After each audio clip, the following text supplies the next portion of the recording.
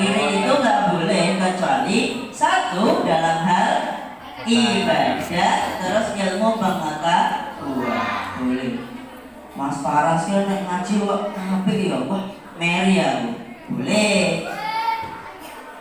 Tapi kok wah ketok motore apik aku pengin kaya kae, pengen standing tok lae, pengen balapannya enggak boleh. Nah, sahabat ini datang pada Rasulullah, curhat, ya Rasulullah, kami iri sama orang kaya. Kenapa? Apakah kalian juga ingin dapat harta terus pengen senang-senang kayak orang kaya? Enggak. Lalu orang kaya itu ibadah sama kayak kami, tetapi kami tidak bisa ibadah seperti mereka.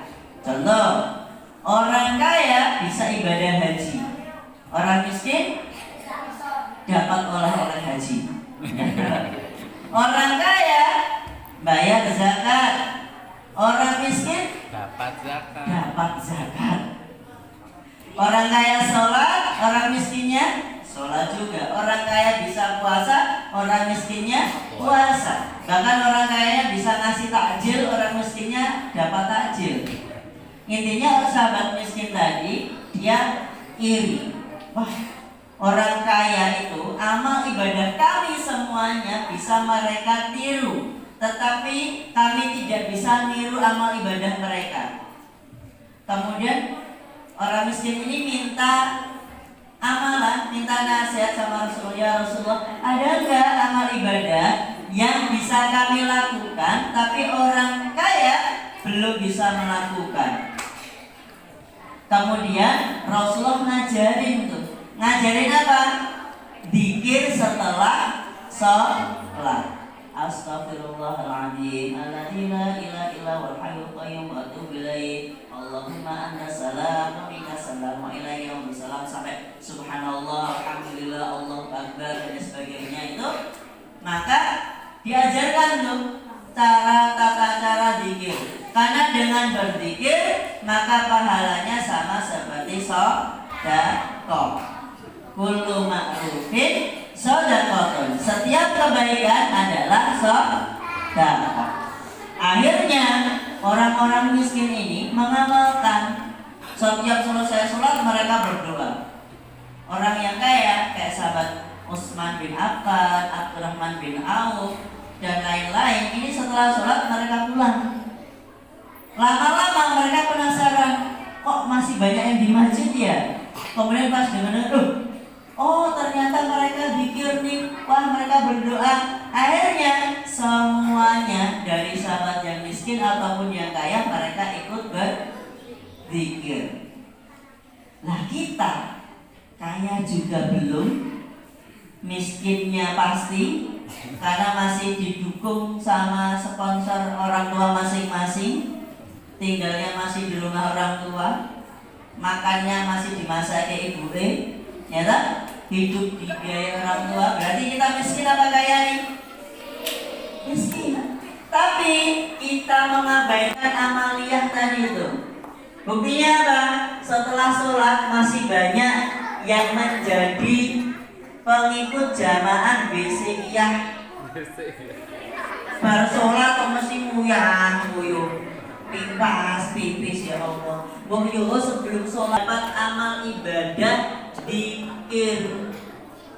Orang kok pada baru sholat nguyuh. Dan uniknya di absen boleh tuh besok, di absen tuh. Mesti wong iki kui-kui wae.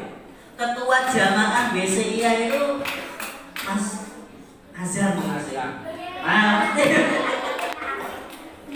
karena pasti kalau setiap sholat itu pasti pakai kamar mandi. Kalau yang lainnya ya sesekali. Tapi tolong iman-iman loh ini, zikir setelah sholat itu juga ada nilai pahalanya. Jangan dikurangi atau malah gak dapat sama sekali dengan ke kamar mandi. Boleh gak ke kamar mandi? Boleh. Enggak.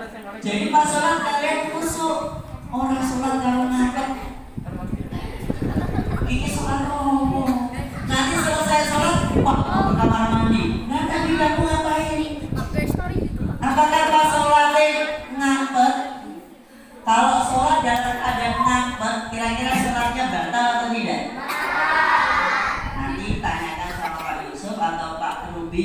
pelajaran fikih yang batalkan sholat itu beberapa hal tuh ada. Ngampet, kentut, ngampet, pipis, buang air besar itu juga termasuk batal. Makanya silakan hajatnya diselesaikan sebelum sholat. Pas sholat kalian tenang. Setelah sholat bisa zikir mendulang pahala dari kalimat thayyibah.